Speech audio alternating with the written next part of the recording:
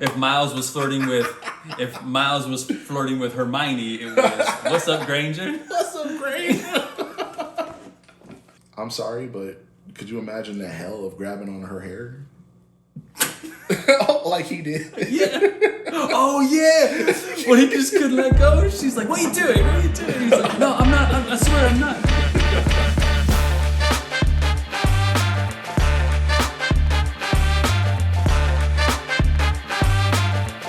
Friends, let me tell you something. If there's one thing I love more than stories, I love hearing about stories. You know why? Because when somebody tells you about their favorite story, they come alive in a way that I guarantee they don't get to come alive in a normal, everyday routine of their lives. It's something different. Stories hit the heart and the soul absolutely different than most things do in the right. And, you know, I figured why not start a thing about where we get to learn about stories, hear about stories, nerd out about stories. I promise I'm not having a stroke. Here we are today on episode 1 of the new series called Love Letters, patent pending. I'm here today with my first ever guest, Leo. What's up, Leo? How you doing, man? It's a pleasure. Dude, I gotta say, you're the premier. Thank you for having me to be the premier. Oh, dude, honor. I completely mind. You are Jack's first premiere. I'm Jack's arthritic butt bone or something like that. I'm trying to do a deep cut into Fight Club. Nice. Jack. It was Jack, right? I think it was Jack who. I think so. That little whole I am Jack's pancreas or something. Yes. Okay. Oh yeah, you know what I'm talking about? Do you remember what I'm talking about? Today, I like to start. I've done a couple interviews on a different format and everything, but you know what I like to start off with? What's up? Kind of putting people at ease. When's the last time you had a good laugh? When's the last time you were just like, holy shit? Like just something made you laugh from the gut? Legit. It was when my wife and I were watching wrestling. Yes, I still watch WWE. Still a huge fan of all of that.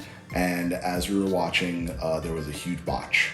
Nia Jax, a little bit of a bigger wrestler, and she was supposed to throw one of the other females into another group and overthrew, and you just see the girl's face just kind of, and it was one of those good freezes where you could tell that if you could stop time, you'd hear Morgan Freeman's voice go, and it was in this moment.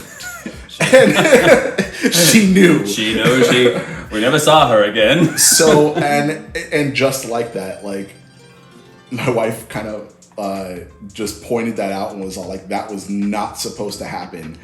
And they did the replay again and kind of stopped right on homegirl's face as she was flying through the air. And the both of us just looked at each other and just guts out laughing. Ooh. We were afraid we were going to wake up the baby because we were just that loud with it. It was such a good laugh. I'm proud because today we're talking about something that's near and dear to your heart. Mm-hmm. And what I found out pretty damn near and dear to mine. Our subject of topics today, if y'all didn't guess from the thumbnail, what the is wrong with y'all? Jesus Christ! We're talking about Miles Morales. Yes. Yeah. And always best to start with the origins. I don't know why it's Gandalf came into my Frodo, if you could know about Spider-Man. It's always the origin story. The origin story has to start with in the beginning. Yeah, in the beginning. With a big pipe, that big old 12-foot pipe that Gandalf is flushing with. Going on with, and at random times just packing a little bit more of that what do they call it, the pipe weed. The pipe weed inside. Yep. But Miles Morales, just like any other, I gotta be honest with you. My knowledge of Miles Morales was not that extensive. I was very much a casual, even with Spider-Man mythos. Totally, I was very much a casual. but it didn't. Much like I'm pretty sure a lot of mainstream people was, the Spider-Verse movies, Into the Spider-Verse and Across the Spider-Verse, right? Yes. Y'all know. That's when I got that's when I started fixating of like, oh, I like what my man's about. I like what's going on. But please, for those at home and everything, like, give us a rundown if they have absolutely no idea about Miles Morales. Let's get a nice origin story of Miles Morales. Real quick, you have approximately 78 minutes. Go. Well, I gotta start off by saying I'm definitely nowhere near an expert on comic books or anything like that. I just know what I like and I study what I like and what I love. With that being said, not a PhD. not a PhD on it, but with that being said, Miles Morales actually came around like in the early 2000s, like around his concept was thought of about 2009. Okay. There was a side comic universe that Marvel had created called the Ultimatum, or the Ultimate Universe. And basically it was just alternate versions of the characters that we all know and love, the X-Men, the Avengers, Spider-Man. And basically it just kind of gave the writers a chance to take some of those characters and do something that wasn't mainstream, like either retelling or reusing some of their origins or abilities. For example, the Peter Parker in the Ultimatum universe was more of a very closely more teenager. Younger. He was young Peter Parker. Yes. He wasn't like post college into the graduate program Peter Parker, No. helping out like Doc Ock or something like that. Yeah, he was definitely like, if I remember correctly, more like late stage high school, like very like probably like a junior or senior in high school. But he he'd been doing it for a good while. They covered a good portion of his career as Spider-Man at that point. When they needed to kind of bump some sales, they decided to kill him off. And they had no ideas what they were going to do. And it was the first time that they genuinely said, let us kill Peter Parker and let's see what happens. And the only way that you could really do that is in the Ultimate Universe, because there was still Prime Universe 616, for those of you that are comic book in the know. And that Peter Parker was still going on. He was still doing a lot of his own things. But in the Ultimate Universe, they said, let's see what would happen if we full on just offed him. If you were a fan of Spider-Man, did you happen to hear any noise about that happened and it upset? It didn't Was necessarily. there noise toward it? Not necessarily like upsetting anybody at that time, because when you think about it, like, anytime a beloved character dies in comic books, it's only a matter of time before they somehow come back to life. Of course, yeah. Like it's just it's a trope ever since when they killed off Superman.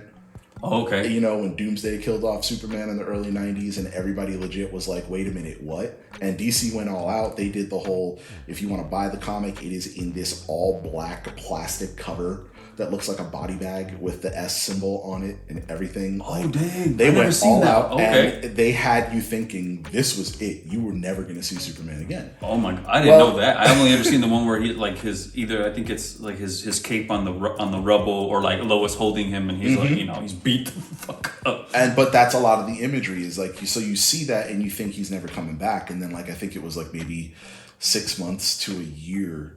Suddenly, boom, here he is. He's back, yeah. He was back. And with Spider-Man, it was kind of the same thing. So, and what you're saying is comic book people know, like, this isn't the end of the song, right? It's not the end. Okay. But what people were not expecting was that at the time, Brian Michael Bendis, he is, depending on what camp you're in, he's a little controversial for some of the stories that he writes and the way how he treats some of the characters. But for Marvel, he was the it guy for a long time. And when he said, I want to take the character of Spider-Man, he's came back and said, I want to do something completely different. I don't want to bring Peter Parker back. I want to bring a brand new character into the mythos of Spider-Man. Okay. And it took a little while for him, and that's when he came up with the idea of, well, what if we were to give a kid that grew up in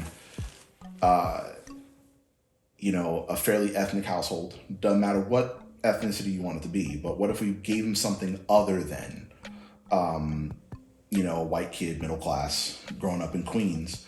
And what does with great power comes great responsibility mean to somebody that grew up in that kind of culture, And that's when they kind of came up with him. The artist at the time, I forget her name, I believe it was like Sarah something or other. Silverman. But Sarah Connor.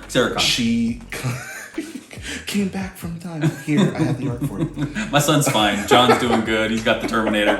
We're just ready to make some comics. But the art that they came up with, they wanted him to look almost reminiscent to what a young African American / Hispanic kid growing up in New York was going to look like at that time period. And they ran with the story. Did they set it so you said it came out like early 2000s, right? Or was the concept? It was about 2009, 2010 was when the concept was coming around. So that decade. Yeah. And did they set it in like the 10s, the 2010? Okay.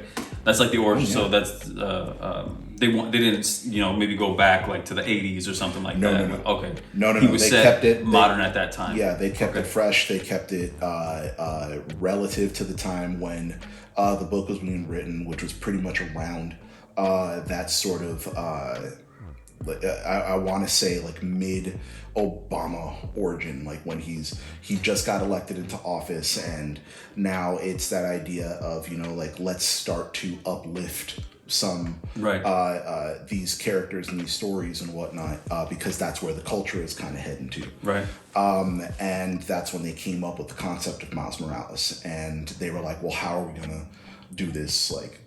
How are we gonna transition this kind of thing? And they said, why mess with the trope? So he got bit by a spider as well. Nice. And full on just starts. Obama approved. Exactly. He's like, I love it. I love it. I love it. And pretty much from there, like what you see in the movies, what you see in a lot of the pop media that they have, or the cartoons that they might have put out, is pretty much true to the comic book. Like he gets bit. He doesn't have a mentor to show him what to do. I mean, in the comic books, he legit spends like the first 3 or 4 months not knowing at all, like, well, how do I web sling? How do I do this? How do I do that? The movie kind of fast tracks it, especially with the help from the other Spider-Men from across the Spider-Verse. But yeah, he eventually starts to really come into his own, literally on his own, the same way that Peter kind of did. And then it's not until he starts showing up in newspapers and in other things, and then as the story kind of builds and continues on, all of these allies or friends or whoever from Peter's time as Spider-Man come in and start helping him develop himself as that, and he's constantly trying to live up to what Peter would be. And it's not until he meets the Nick Fury of that universe, that the Nick Fury of the Ultimates universe tells him, no, stop trying to be somebody else. You need to determine what all of this means for you. So they kept it kind of like that streamlined in the movies, the one that kind of people, if you want to get attention, make a movie, right? But like it kept it pretty, aside from some finer details, pretty much the same kind of like his intention after the spider bite and everything like that. It was exactly pretty much, okay. It's pretty much that idea of like what happened. Like it is literally that idea of what happens when you take somebody who has never really thought that they could have the same opportunities as anyone else. It doesn't matter if it's skin color or financial class or anything like that. Like what happens when you take a kid that genuinely is like, I know my lot in life and I'm okay with that. And then you open up that door and say, no, you can and you should be something greater. Nice. And that is like the core of what his character was always meant to be when they created him. Right. Okay. And oh my goodness, we're gonna go deep today. We're going center of the earth. We can if you want to. I'm all cool. I'm completely okay with that. When they started off, they wanted to have those things that made you go, oh wow, so there is no bearing. It is you can't be Spider-Man. Like they wanted the trope of you can't be a hero like Spider-Man without losing somebody that was influential in your upbringing, period. Okay. And like something that we could touch up on later on is that idea of any of the Spider-Mans, just like in the movie. Like in order to be Spider-Man, you have to lose somebody. You need your like there is that moment. And the way I like the way that they did it in the comic books, because they have you thinking, oh wow, it's his Uncle Aaron who is a villain. And they even went a little bit like next level with it too, where the last thing that his uncle tells him, like as he's dying in the comic books, is "You're just like me."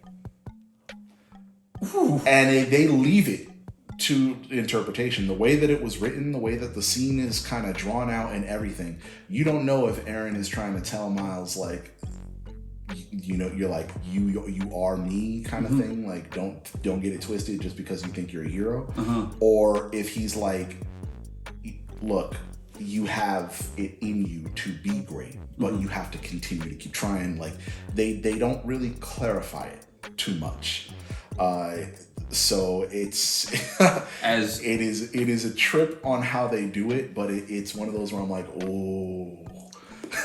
that was one of those key moments where you're like, that's not his in the comics. That was not his. Did you catch on to that when you read that panel where you like, oh, you're not defining it straight up. You're not being, you're being you're evasive right now. Yeah, because you're leaving at that point as a comic book fan.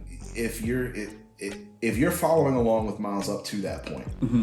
You're seeing that he is growing and he's developing and everything, and the realization that his uncle, this person who he holds on such a high pedestal, probably higher than his father up to that point, right, is capable of doing evil.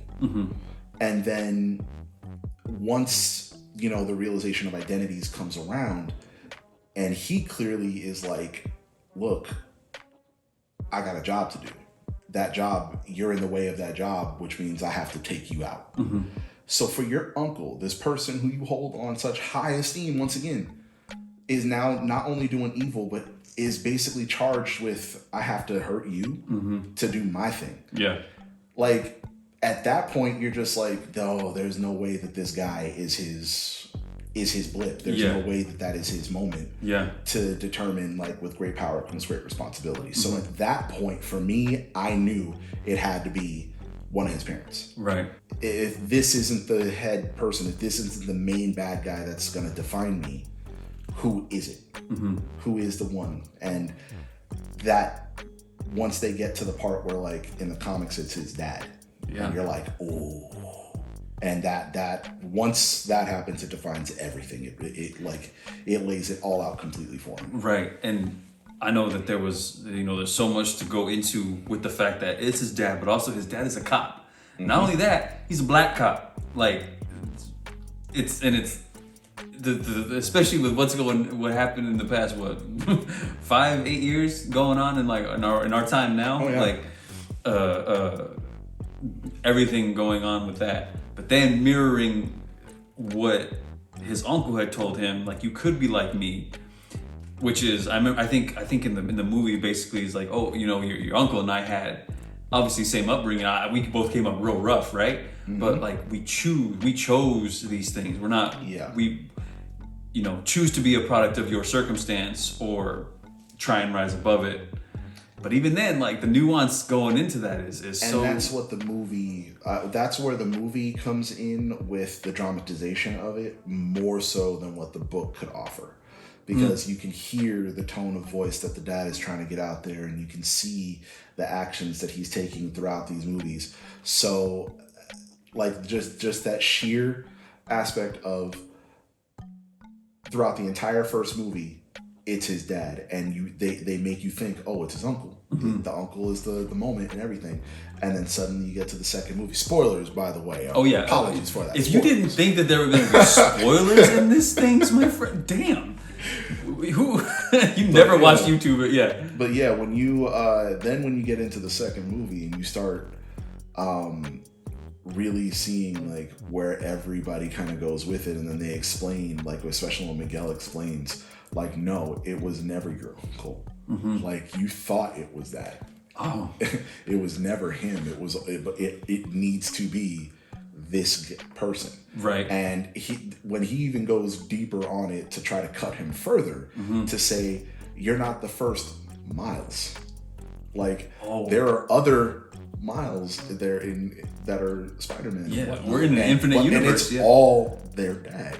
So he's God. like, I'm gonna cut you a little bit deeper on this one, kid. You need to realize this is your moment, and if you're not gonna be willing to let it happen, you can't be what you are. And I gotta say two things. One, that was a legit moment of dread when we were watching Across the Spider-Verse, was knowing that he that it was so beautifully frantic. You know, the animation style itself was frantic, right? Yeah. You know, and it's, you know, brilliant and executed very well. But the frantic panic and that complete desperation of Miles trying to get to his dad, and then when you realize, like, it wasn't like there is not going to be no clicking point for you. Like, it just wasn't what you think it was. Just so well done in the freaking film. Like, and you know, at first I thought the spotted dude, the Polka Dot Man. Polka Dot, is that Polka Dot Man? Yes. Like the voids, like he basically put your hand in his like thing and it comes out his ass or something like that. It's pretty much, right? Basically. Yeah, basically. Like, you know, he's kind of a joke at first in the film, but like this is legit terrifying. Like what he implies for everything, and then, you know, when you know, I guess Nega Miles shows up at the end, like, you know, the evil Miles. Oh yeah, Prowler Miles at the end, and when he just that line where he's just staring at him and he's all like, "We have to help our dad." Why? Oof. It's like, because he's gonna die if we don't do anything. Why do you think, like, you assume that you and I are the same? Yeah. Like, it's like cold. To stare at that face, to stare at your face, and to hear, like, why do you think I? Yeah. Do you think I care like that? Like, Yeah. it's not even how that goes. So, we'll bring some levity to the business. I have here a list of questions. I'm just playing. This is my copy of Lord of the Rings. Can y'all see that? So question number 1 is, you shall watch, but only promise to wake up half toward morning. If nothing happens till then, Frodo came in a deep start sleep. Sam shaking him. But first question, actually. To read in and like, so like any other comic, there are stories within the whole kind of the launch of Miles Morales, right? Some of your favorites, man. You should share with me some of your favorite storylines that go in with Miles. Oh, absolutely. Now I don't know like exact comic book like issue numbers or anything like that, that's but fine. the arcs of them that I really enjoy. I think we can do good with like title and basically what happens. Oh, like, yeah. Civil War 2 is a good one. Basically, the overall premise, if anybody ever saw read Civil War 1, Captain America versus Iron Man, and it's the idea of registration versus non-registration for the heroes, and very similar to the movie, but a little more nuanced in the comic books, to where they actually ask questions a lot deeper in the books. Well, Civil War 2 is a slightly similar action. There is this superpowered person that has the ability to see the future, or it is implied that they have the ability to see the future. And I don't mean to interrupt you, but no. does it? Do you know if that timeline kind of takes place? Like the Civil War 1 happened, everything kind of happened, and then something else like follows up. There were plenty of things after Civil War 1. Like That's this was almost a 10-year difference between the two. Okay. Yeah. So in real life, and then in the comic books, there were plenty of different. There was like Secret Invasion, Secret Wars, where basically they used a giant cataclysmic galactic event that literally combined the main Marvel universe with the Ultimates universe, and that's how you get both Peter Parker Spider-Man and Miles Morales Spider-Man in the same universe. Okay. That was one of their key things they were trying to do at that point. Yeah. But yeah, so after all of that kind of convergence, this superpowered being that has the ability to see into the future catches glimpses of different things going on, and during that process, Iron Man once again finds himself on the opposite end of this time Carol Danvers, who is Captain Marvel. And it's that idea of, if we have somebody that can tell the future, why don't we use that and fight crime before it ever happens, kind of thing. Like, make us obsolete. Okay. Kind of thing. Little Minority Report action going. Kind of. Okay. Yes. In fact, that's almost the exact trope that they're going for. It's like, well, just because we see it, does it mean it's actually going to happen, or do the actions we commit once we see it put us on that path? Okay. A little bit of philosophical, existential, choices. Exactly. Going in. One of the where Miles fits into that whole thing is that Miles is actually on Captain Marvel's side of things. Which is use the foresight. No. She actually doesn't want to. Oh, okay. She's very much so just kind of like, let's hold off back kind of thing. Okay. And, excuse me, this person ends up seeing Miles killing Captain America. Oh. Like, legit grabbing the shield and slamming it down on his head kind of thing. Oh. I don't even have a joke for that. Dang. Yeah. That's horrible. So in seeing that and telling Miles, like, oh, wow, that's what's going to happen. And Miles is sitting here, like, freaking out. He has no idea what to do. Mm-hmm. And suddenly now he becomes, like, public enemy number one. Everyone is hunting him. Like one group of heroes is trying to protect him. Another group of heroes is trying to, like, capture him. Do you remember vaguely who's kind of on what side? And once that image kind of comes around, it basically becomes Iron Man to a degree is like, I just want to protect you. Okay. He's like, I need to, yes, I'm going to arrest you, but I'm doing this because if we can take you out of the equation, maybe this won't happen. Okay. Kind of thing. Whereas, Tony, that sounds like Tony being Tony, right? Practical, because Tony is a futurist. Mm-hmm. Tony looks at literally all the variables, all the data points, and he comes up with as many possible outcomes as he can calculate in his genius level brain. Right. And so, in one of his outcomes is like, let me just pull this kid out and protect him. Mm-hmm.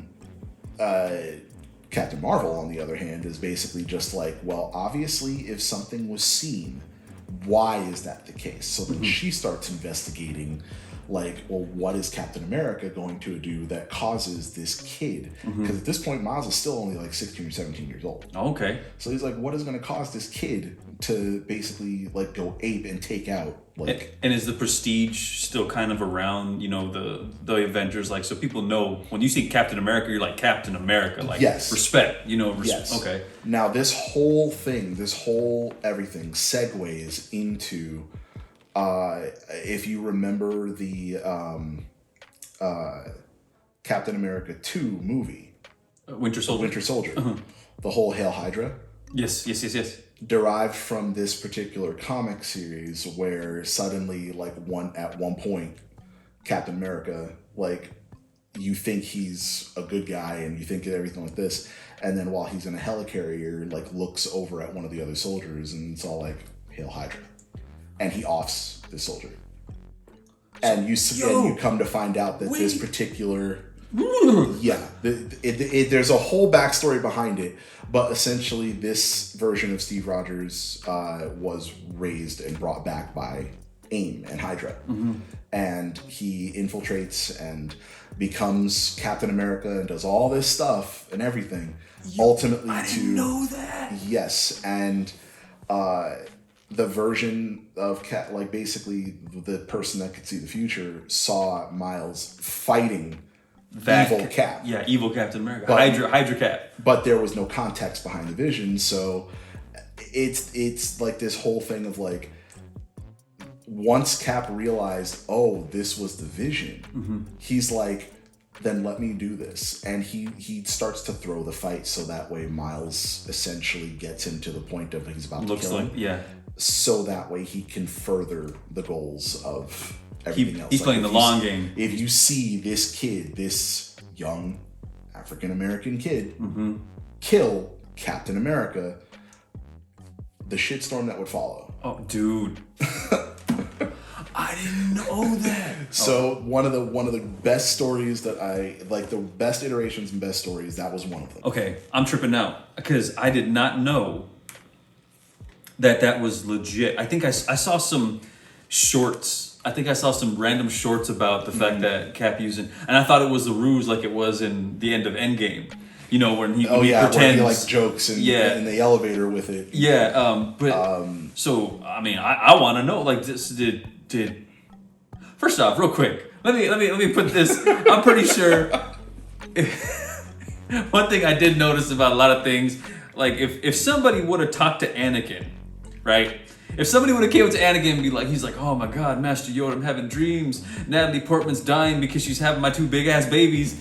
Like, if somebody would have been like, well, why is she dying, Anakin? Like, is it of natural causes? Is it because you force choked the out of her? And you know, I feel like a conversation can go a long way. That was definitely I feel as though in relation to that topic, had anybody on the council full on sat back, like if they were all still alive, and had that conversation after the fact, right? I guarantee you a handful of them would have probably been like, you know, we probably should have talked to this kid a little bit more. Yeah, I was just, dang. We really probably should have, you know, maybe a hug or something. Yeah, I should, like, man. Like, I remember I brought donuts for everybody, right? Remember that day I brought donuts? And they're like, yes, master. And he's like, I didn't give one to Anakin, man. Like, I just ignored him. Because that is the prime example of what's that Dane Cook sketch where it's like you always give the silent person a Snickers. Yeah, because you never know. Because on that one day they come in and it's just... Yeah. Thanks for the Snickers. Thanks for the Snickers. Thanks for the candy. Yeah. Anakin would have been like, thanks for the donut. It's like, thanks for the donut. But like, that trope, I know, that's like one of the big flaws. And very few stories can really do it well, where you get trapped in the choices that have to be made in order to lead you to that particular point. But like, you know, yes, a good conversation or be like, hey, this is what we saw. Anakin, what's going on? Hey, Miles, what's going on? Yeah. I'm trying to think of another one where they kind of like, oh, you're destined to do this. And I was like, well, no, I'm not. Like, off. No, I'm not. I'm not destined. But I guess, so I want to know, like, does he follow through? No. He gets to the point where he's holding the shield over Cap's head, and Cap is egging him on. That version of Steve Rogers is egging him on and is like, you know, like, do it. Right. You know, like, this is what you were meant to do. This is who you are. You need to do this. And Miles is tear-stricken, holding the shield over his head, and he's like waiting, trying to decide to himself, like, is this what I'm supposed to do? And then I don't remember if it was Iron Man or if it was Captain Marvel, but somebody comes over and basically like grabs, like puts a hand on his shoulder and is pretty much just like, this, you know, you need to do this, basically pulls him back from the edge, and is just like, this isn't who you need to be, you know, like, and full on, like, you just see him melt into being a kid. Yeah, he's 16. He melts into being a kid, and he just kind of he drops the shield, and they kind of go on from there. I don't remember if it's the same battle or if it's a little further the ways down, but ultimately you come to find out that this version of Steve Rogers is actually like the Tesseract. The somehow Red Skull gets a hold of a timey-wimey bending whatever, and goes back to adjust Steve Rogers' timeline. And that's how it encourages him to basically be a part of Hydra. Interesting. And someone of the good guys, I don't remember who, but somehow they get a hold of it and then they bring back a version that's a more traditional classic Cap, and this dude comes out at like a portal and is basically like, I don't know who the hell you are, but you're definitely not Captain America. Is he like, I'm Cap. So then the two of them start basically going at it, and you know how comics are. Battle ensues, everything is going there and whatnot. But at the end of it, it leaves Miles very much so like, who am I? What am I? Kind of thing. Like questioning, do I have the right to be Spider-Man? And like it ultimately, all the other, like the hero community basically rallies behind him, and they're like assuring him like, no, you've earned this mantle and everything. So he's good with it, and he ends up being better for it at the end. But it's just that moment of, do I deserve this? Kind of thing. Like, that'll shake anybody up. All the support in the world, like you just got done almost about to kill like the icon, not just of your country, but of superheroes in your world. Yeah, period. That's, like, it's one of those things where like, that's Captain. Like, okay, I get it. Like, like it's Captain. And so the overall story was just one of like that version of Miles where you're just seeing him go from being this almost cocksure teenager with superpowers to scared teenager, like, what do I do with these powers, to I know what I'm supposed to do, but should I? And it was just a great through point for him. Nice. Is it a one-off, like just like a Civil War II? You read it. It's still within like the overall history, of everything. Like it took place, but it's one of those where like once the arc was done, they just kind of absorb. They go back into their individual comics and then keep going on from there. And was that early on in his? Was that early on in Miles's kind of as Spider-Man, like his life, the span of probably about, if I remember correctly, I believe that was about 2015, 2016. So that was he'd been doing it for a while in the books. He'd been doing it for about 4 years in the books of that. Okay, so he got his powers like around like what 12, like 12, 13, 14. Age wise, he was about 14 years. So so if he's like 16, 17, he's only been. It's not a long time to hold a position that important, Like, he was still kind of learning it, and then you got to remember, like in the Ultimates universe, before they absorbed it into the main timeline, he was pretty much the only like main spider person in his setup, and he didn't meet 616 Peter Parker until like they had a small crossover event. Oh, okay. And then it's like the two of them kind of interacted with each other, and it's like, oh, okay, cool. And then once they merged both realities into one like Earth Prime type situation, that's when you start seeing more interaction between Peter and Miles, like as a mentor mentee type of thing. But even then, Peter's like, there really isn't anything that I can like teach you. You pretty much are already doing it, but if you need somebody to ask questions for, I guarantee you anything that you're going to go through, I've been through it. Okay. Kind of thing. Okay. So he does bring him in that sense, but it's pretty much you're Spider-Man, I'm Spider-Man, there is nothing that says both of us can't have the name. Nice. Which we'll get to. You don't okay. Story number 2. Which other one do you think like prime Miles, something that like struck you pretty heavy? It's kind of a toss-up because it's not necessarily Miles direct. Like it's not a Miles centric story. Hey. But it is where Miles kind of becomes. It's sort of Marvel's nod to, we're gonna start focusing on this guy, and it's the second Spider-Verse crossover event. There was they had one where you start seeing and getting introduced to. You have Peter Parker, 616, the lead Peter Parker. You have Miles. You have Spider-Gwen, Ghost Spider, if you will.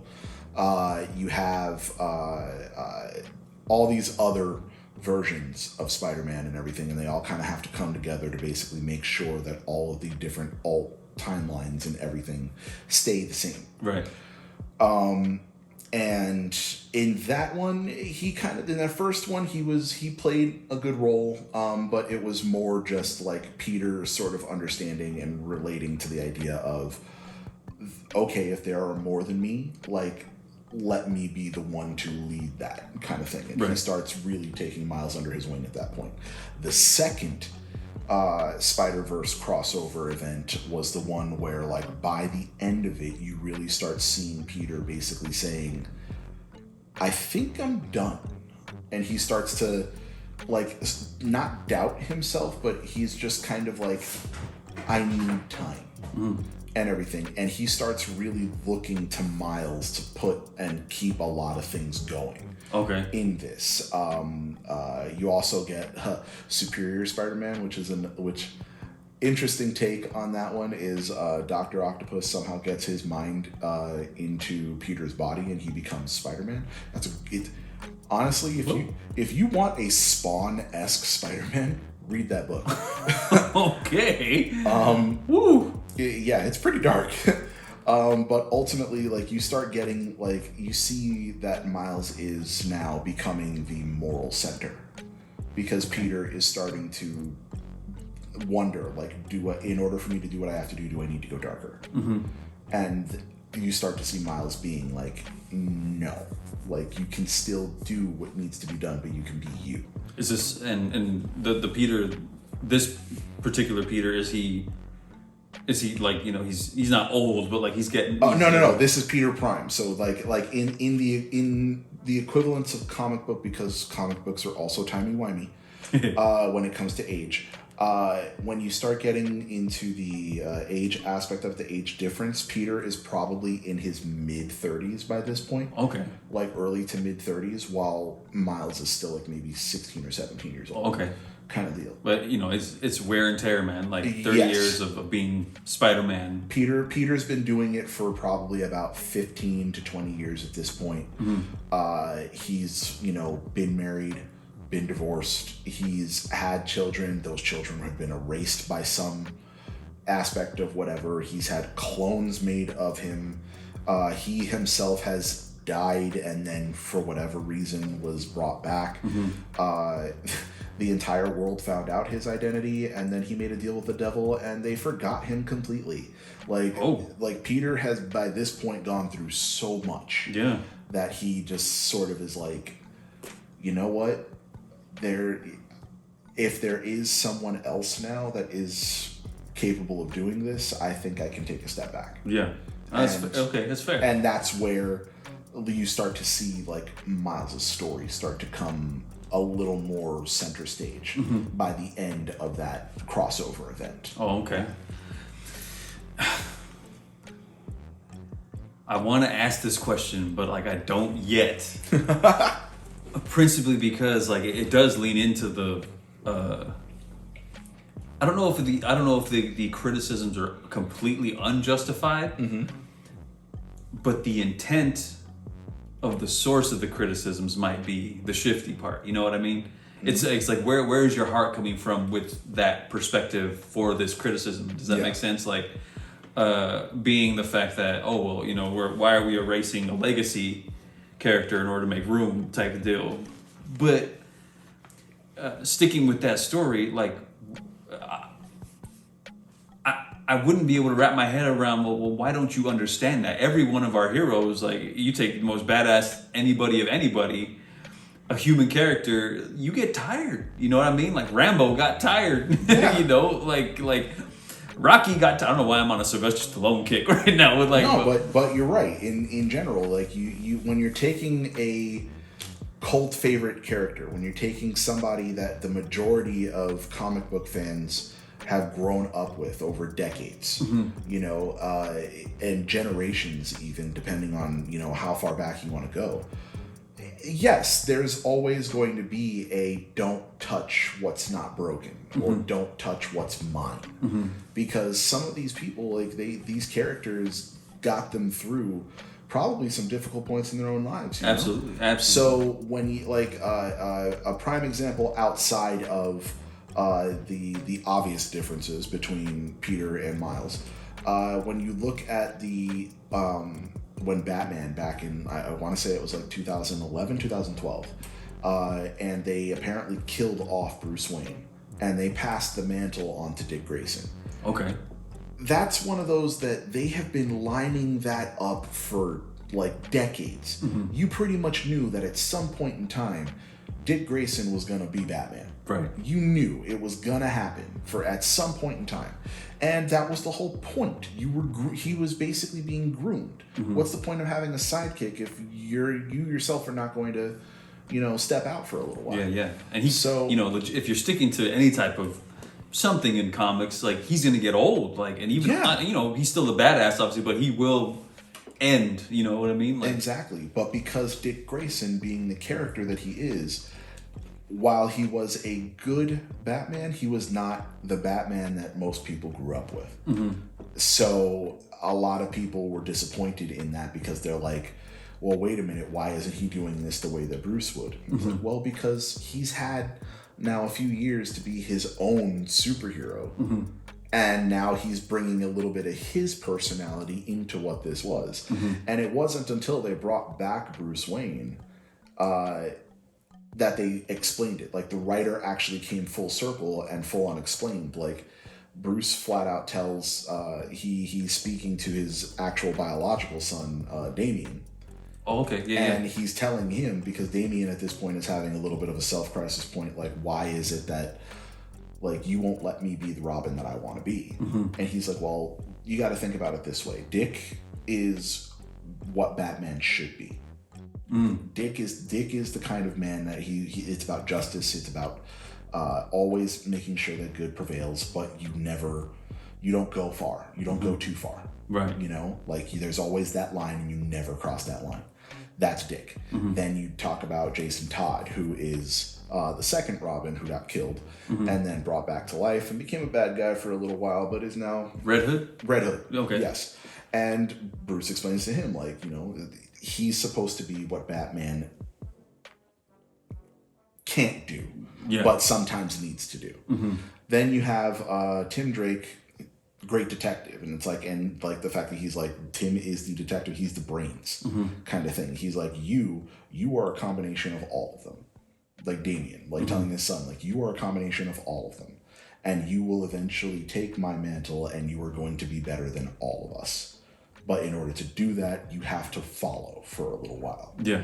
And that's what these tropes are meant to do. Right. It is meant to, you don't take a sidekick type character or a sidekick level character, introduce them, and then say, no, that person's going to wear, the green tights, forever. Yeah. Kind of thing. Yeah. Like, you don't take a character like Miles Morales, introduce him as Spider-Man, have him partner with the original Spider-Man, who is still around doing his own thing, and then not think that Peter's going to say, look, the dude can do everything that I can. I need a vacation. Like, I've lost a lot. I've lost a lot. I've been through so much. I think it's his turn for a little while. I think it's... You can't expect that not to be the case, but once again, a lot of people, where the criticisms can come in is it's largely because they don't like the change of losing what is theirs. Of course, yeah. Does so for that story, does Peter concede? Does he take it? Like, for that particular story that you were talking about for the crossover event? By the end of the crossover events, Peter is starting to realize in his own right that there is more than one. Kind of thing, and he starts to allow himself to feel like he can. Now, granted, once again, like any true comic book trope or anything, like, the writers are not going to let him just sit on his laurels for long. Yeah. Like, they people love him still. It basically just means that for a arc or two, he's going to be kind of doing a little bit less than what, say, Miles would be doing or what Gwen would be doing now that she's in the mix of it all. So, is he with? I know you said his partners have I know I'm not. I can't even begin to keep thinking. But is he at that point for the crossover with Miles and everything? Is he with Gwen? Is he with MJ? Oh no, the Gwen that's around at that point is actually a teenager. The Spider Gwen that's running around, she's actually like about that 16, 17 point. Okay. So Peter has this on again, off again with MJ. Okay. But then again, it's Peter Parker. He is the unsung playboy of the Marvel universe, while Tony Stark is the like. He's loud about it. He's loud and he is out front, and he's like, there is a comic book where he literally is showing a homemade video of him and Black Widow like in the background while people are just having drinks and whatnot. Like, that's Tony Stark.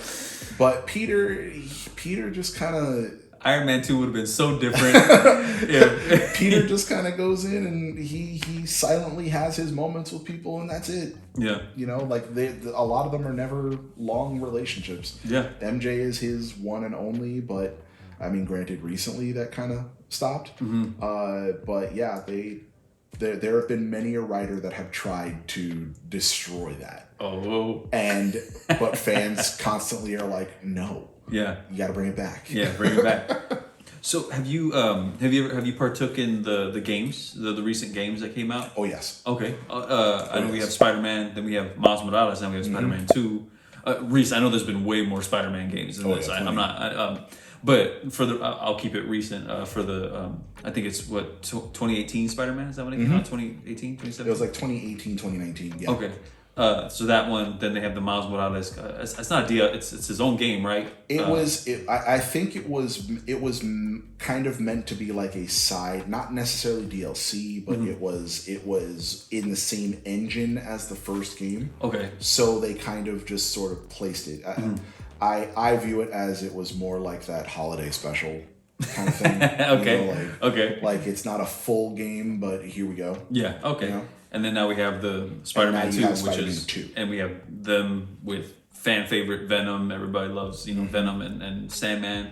I don't know if Green Goblin shows up. I haven't finished the original Spider-Man. But, I haven't finished this one for number 2. I started it, but then when I realized how much of a completionist I am when it comes to games like that, I was like, all right, I need to step back and finish a couple of the other games that I'm working on. Right. So I can focus on this one. I understand completely. It's very hard for me to... I have done it where I play games like at the same time, and my focus gets completely lost. So I completely understand. Yeah. So what were your, at least from what you have known, or at least, and if you know the story, like, were you cool? Did you like them? Did you enjoy them? It was an obvious, obviously it was a different take because with this version of Miles, they wanted it to be more, I don't want to say sidekick, but that's where they were kind of taking it. Like he found out Peter's secret, and kind of went with it and kind of was helping him along while he was just Miles. And in the first game, and that I kind of like that. Okay. Like that idea of, okay, cool, introduce him and bring him into the mythos before he ever gets his abilities and before he ever gets his powers. And then by the end of the game, when he does have his powers, he gets his abilities, tragically after, his father passes away.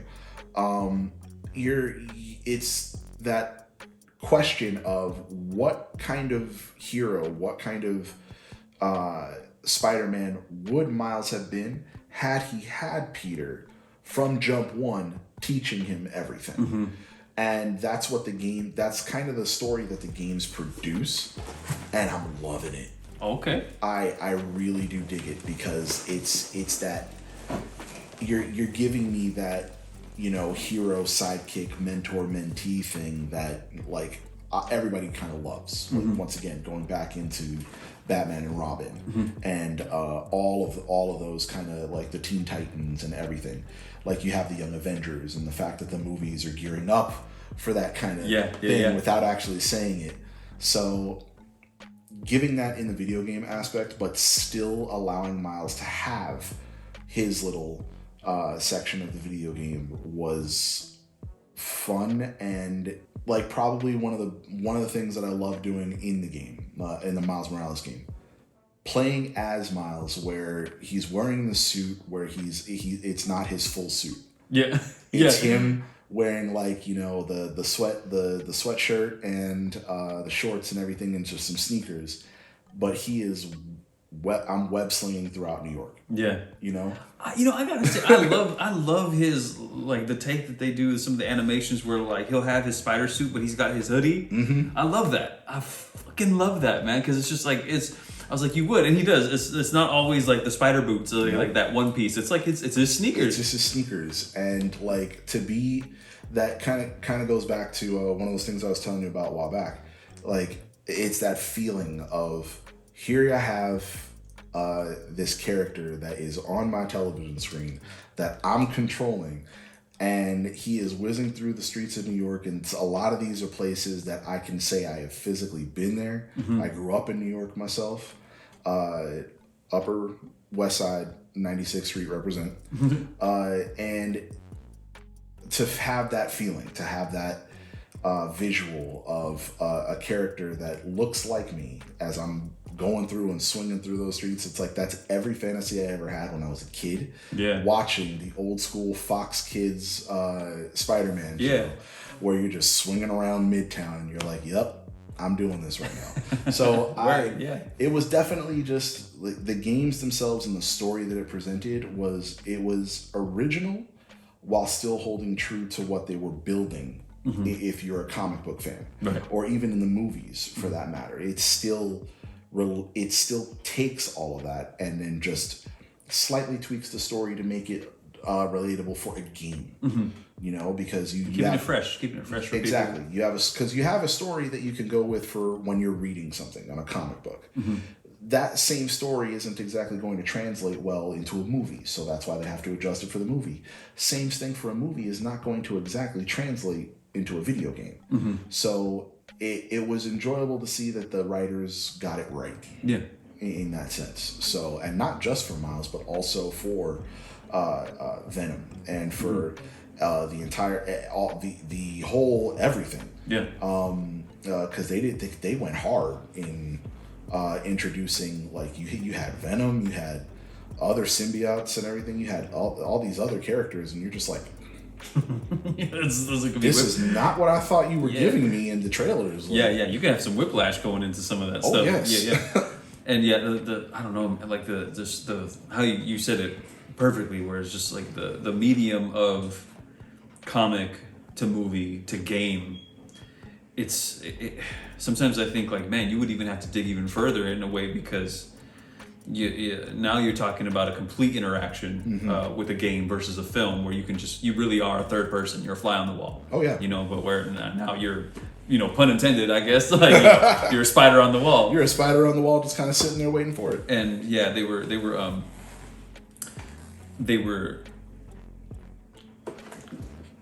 respectful, and one thing that I saw that will probably lead us into the next sort of segment, but. Mm-hmm.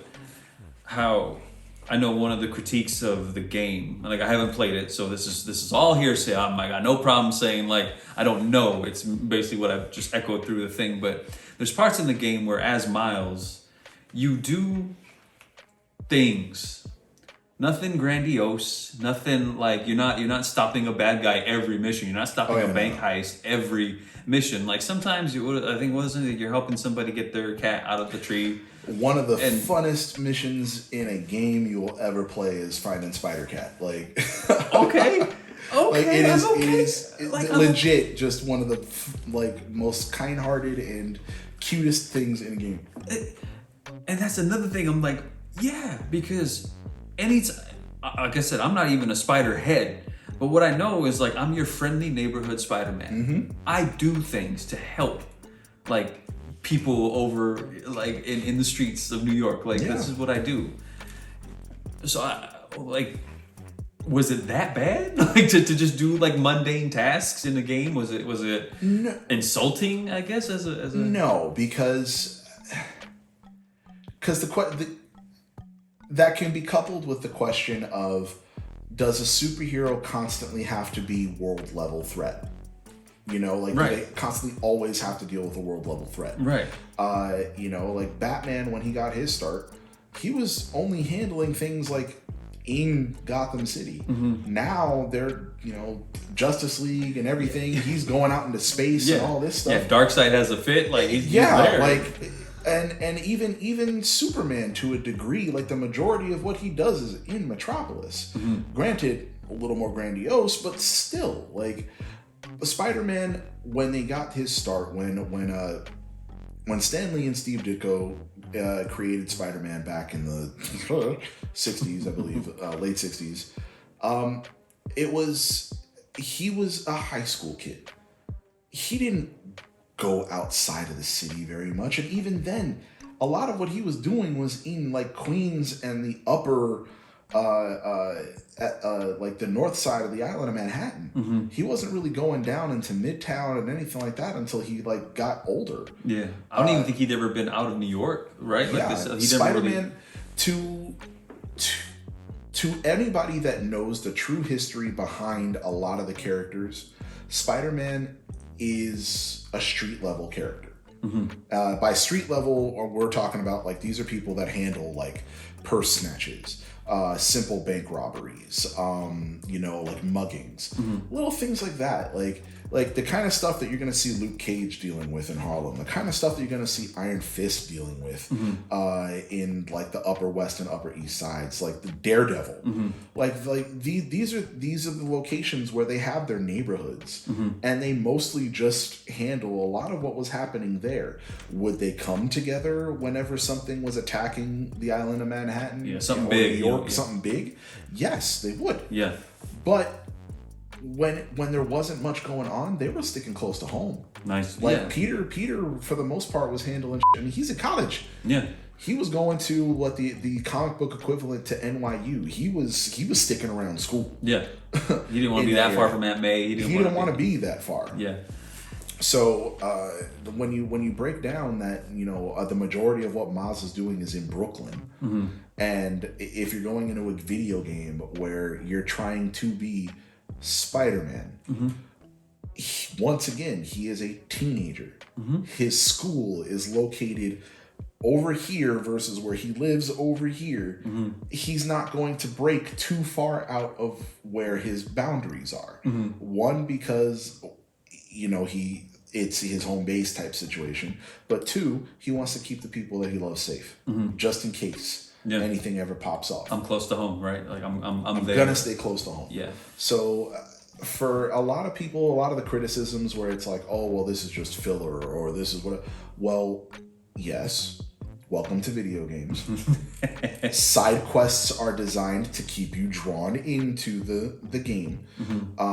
Not to mention the fact that the creators, the Insomniac, it told people this is not a full game. This is maybe like a 10-hour playthrough, which for most video games nowadays, 10 hours is a blink of an eye.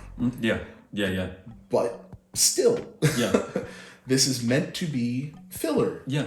So, like, yeah, for anybody that wants to criticize that, like that particular aspect, like, you know, a lot of games do that. Like, I don't know, immersion. I like that. You know, I know a lot of people who play. If you're going anywhere between something so huge like Skyrim, or something that's again something huge but just set in a completely different world like Red Dead Redemption or something like that.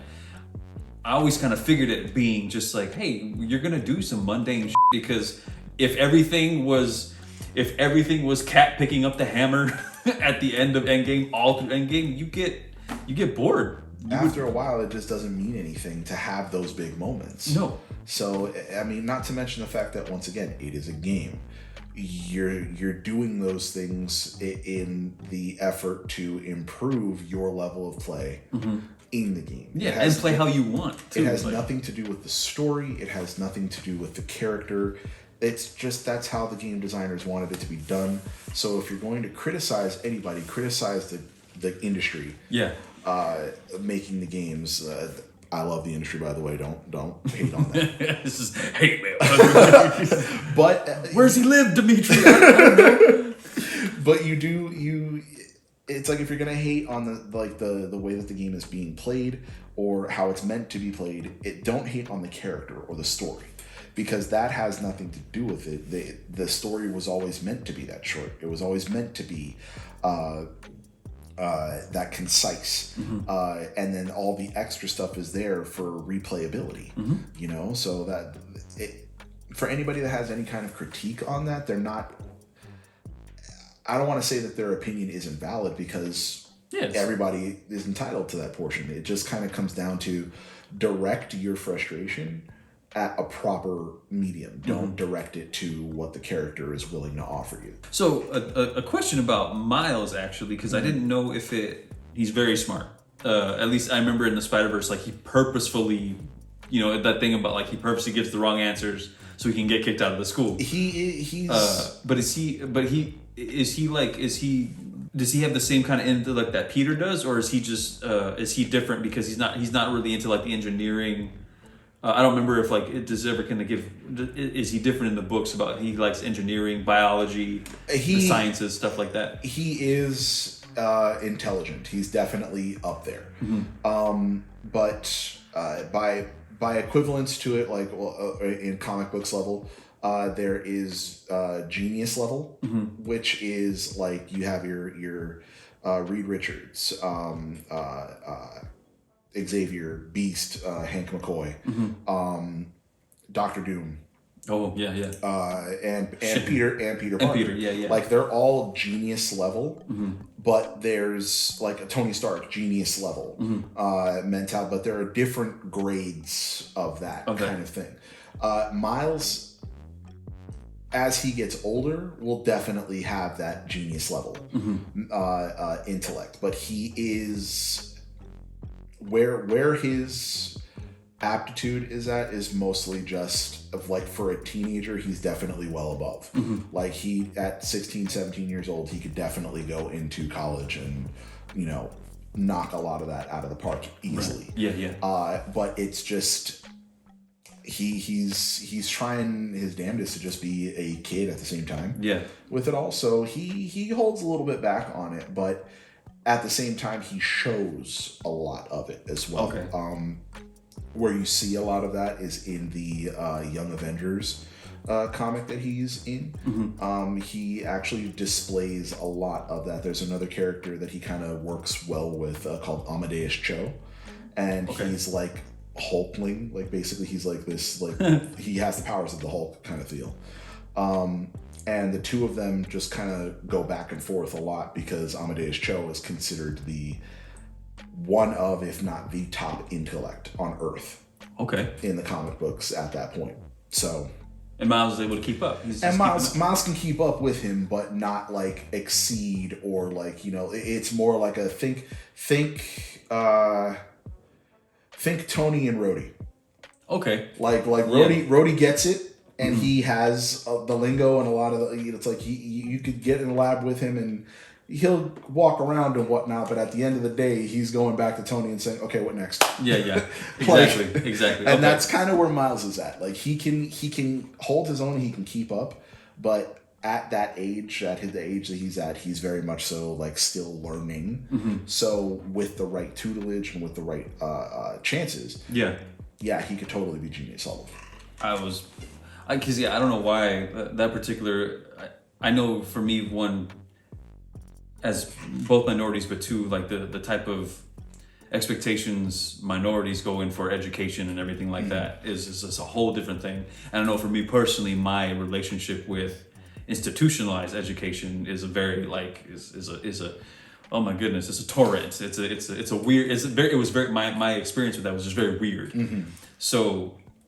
To that scene where he's purposely being evasive with his studies, I was like, oh, and I was really curious to see. It was like, oh, were they matching him where the fact that like he's clearly able to be that type of intelligent where Peter is, but he just doesn't have interest. He, you know, at least in the movies, he's very much about. He loves art. He loves tagging, and he's, you know, his intelligences are a little bit more rounded like that, as opposed to Peter, who was like really about the sciences, really about mathematics and stuff like that. So I was always curious, like to see if Miles kind of had those particular gifts in those fields of study, or if he's just, you know, he's he's a little more chill about the education that he's, going through. Yeah, that's what Bendis was actually trying to portray. They at one point he was asked why Miles wasn't a direct reflection of Peter in that sense, and it was largely because he's like, because kids today are not that. When Peter Parker first came around, when Spider-Man was first created back in the day, it was a you go to school, especially if you were like, poor to middle class, you go to school, you study, and you learn as much as possible so that way you can get a scholarship and you get out of whatever your situation was in, and you go with that. Like in this, when Miles came around, it was kids at that point, like information was at your fingertips. Smartphones, pretty much, coming around. The internet was all over the freaking place by that point. Yeah, if we're talking about the tens, like it was there. It was like it was, and it was coming in a big bad way. Yeah, like Apple made literally Apple, the iPhone provided everything of the internet at your fingertips. Yeah, so learning and studying and everything excelled in a way where even a kid that is growing up in Harlem or Brooklyn or wherever, maybe not getting all the fancy tutors and everything, but you could hop online and find the answer of whatever you need, and then you can keep on digging through pretty easily. It doesn't take that much. Yeah. So for somebody like Miles, who's growing up in that super information age, they always say, like, our generation, we grew up with we were the internet age. Oh no. Like, it's the kids like from that were born in like 2000 and past that. Those kids are the ones that are going to end up with all of the like the sheer amount of what they might be able to develop is just mind-boggling. If we had a superhero who could foretell what the fuck, who could go with what the type of information and what's going to be at the disposal, even in another decade or so. Exactly. Yeah, like I always like to say, like, if you were born in sometime in a decade, but you were in the latter half, you were a product of that next decade. So like me being in the latter half of the 80s meant like 90s were very apparent because I could process, the 90s, but we didn't have, like, internet was really, dial up and everything was still just starting. Yeah, very much just starting. Where, some of it was still classic. Like, you go to a library, you go, maybe somebody who knew somebody, or very, very rudimentary computers to know. But you still had to go look for your information. You still had to go search. It wasn't in your pocket like it is now. You had to hustle for that information. You had to really study and get down with it. And that's Peter's side of things. With Miles, especially his origins, right? Like, being of the 60s, that was like that was what you did. Yeah. You got down into the books and you studied to get yourself out of whatever or improve your situation. With Miles, that information is it's present, it's available, and it's readily available at that. So there wasn't much of a drive for it, especially when you factor in the natural culture of where he was. And once again, I'm not touching race or anything like that yet on Miles. Like, because Brooklyn is a melting pot. And by the time 2011 came around for Brooklyn, oh man, you had hipsters, you had hip hop, you had punk music, you had everything. Like, Brooklyn in New York City is the absolute melting pot, period. And any kid growing up at that time, going to school in those neighborhoods in Brooklyn, would all be into art and graffiti and music, and just culture in general. And it's not just your culture that you grew up with. You had your friends' cultures, like Brooklyn and New York in general. Like, they are very proud of their mixed Latino heritage. They're very proud of their Asian heritage, the Islander heritage, like Caribbean islands down there. Like, that is all over the place, and everybody is touched by that in New York City. So, like, it only makes sense that this kid's growing up and he wants to be a part of that art and the culture. And hip hop, especially in New York, is a very big culture that touches everyone. And so to have that and to be a part of that, he could sit down and read a book he can study his butt off and do everything, and it's like, all right, cool, yeah, I know the answers to this, but I'd rather be over here. You know what I mean? Yeah, there's something more active now about that type of lifestyle. Exactly. And being readily disposed of a melting pot, which is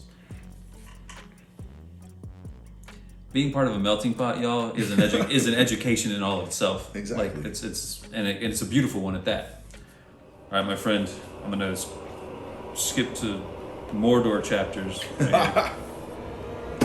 Bring it. Anybody out there who knows this saying, I want to hear what my lovely friend here has to say about something that could be considered silly, could be considered oh so wise.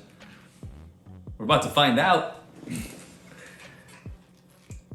So, Peter Parker, Miles Morales. Spider-Man is Spider-Man. Miles Morales is Miles Morales. What do you think? I think Spider-Man is Spider-Man. And there is one quote blows every argument out of the water. And it was out of Stan Lee's own mouth in the movie, mind you. So it was animated, but it was still him that said it. Can I return it if it doesn't fit? It always fits. Eventually. He meant the mask, he meant the mantle, he meant the abilities, he meant the responsibilities, he meant all of it. For anybody to question the creator of the actual character and what he meant by that, whether it be in death or in life, you don't know comic books. I'ma say it right here. Right there, but right there. Hot take, you don't know comic books. I'm just gonna, my hot take on that, okay? Spider-Man is Spider-Man. Spider-Man is a mantle. It is not a singular person. It is not he or she. It is not a singular entity. Spider-Man is what you need Spider-Man to be.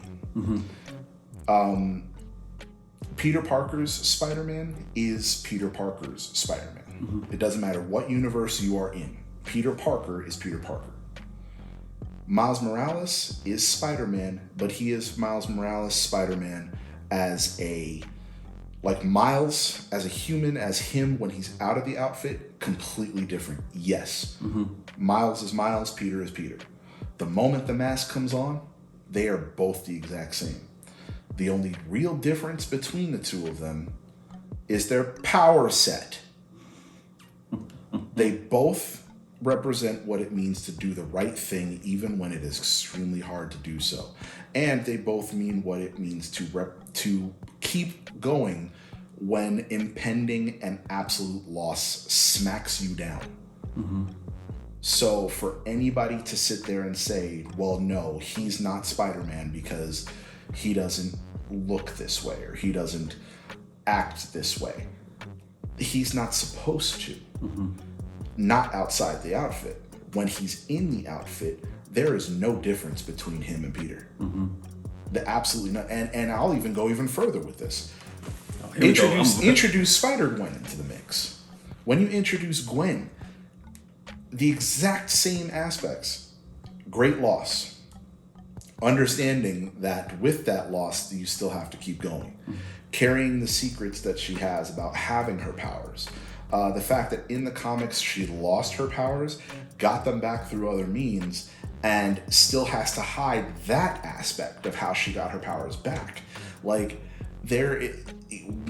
once the suit is on, there is no difference. Everybody acts the same. Once you act on something that you believe is right, once you act on something that you're believing is right, you are Spider-Man. And Miles said it best in the first movie at the end. Anybody can wear the mask. You can wear the mask, and if you didn't think you could before, well, I hope you can now. Exact quote from the movie. Yep. And that right there tells you what the comic book creators, what the original creators, what the current writers, that is the point they're trying to drive about this particular character. Anyone can be Spider-Man, and it doesn't matter who you are. If a freaking animated pig can be Spider-Man, are you truly going to flap gums just because it's a young, dark-skinned kid? Yeah, it's a young, biracial kid. Nobody got mad at Spider-Ham. No one got mad at Spider-Ham. The primary example, again, Miguel. Mm-hmm. Miguel is doing what he thinks is right. By the end of this movie, you think that he is the antagonist. No, Miguel is not an antagonist. Miguel is simply a byproduct of, he believes that in order to keep things safe, he has to do what this is, and he does not want to. He says it multiple times throughout the movie. Yeah, from what I remember, he's not relishing in the fact of what Miles has to go through. He's not he's not insidious, do it, bitch. No, he's legitimately, and also trying to stop, I guess, the collapses that happen in the dimensions or whatever they are. Yeah, throughout the multiverses, and the fact that until Miles has his moment, there is the chance of somehow collapsing. Yeah. Everything, because it's almost as though you are proving the universe wrong. Yeah. And it's kind of, I mean, that story, that idea has been seen throughout multiple aspects of pop culture. Doctor Who covers that quite a lot. It's that idea of there are fixed points in time. You cannot go back in time and prevent these specific things from happening, or else you basically just everything. And so for Miguel, who has taken it upon himself to ensure the continuity and to ensure that everything stays the same and goes through, it's almost as though he, in a very dark way, is trying to mentor. I can see that Miles point. You cannot be one of us if you don't go through the exact same pain that the rest of us have gone through. And for anyone to sit there and say, well, this can't be my Spider-Man. Cool. They literally just came out with multiple games, comic books, and movies where you can pick and choose which one you want, like you're at a Walmart. Find one. Okay. And then for a lot of people, another one is some bugged out comments or things that I see and read about Spider-Punk. Okay, yeah. He's another one that a lot of people are like, well, wait a minute, how is he a black guy? And you're like, you're kidding, right? He was boss, by the way. Does it matter? Yeah. Spider-Punk was boss, by the way. I'm sorry, that he had me rolling during the film. He was just SMFO for capitalism. That shit was... So it's when people start seeing, these are the interpretations of these characters, or these are what these characters are always meant to be, and why are you so fixated on one aspect of this story? Yeah. There was an article that was around the time when Miles first came out, back in, I want to say it was either 2012 or something.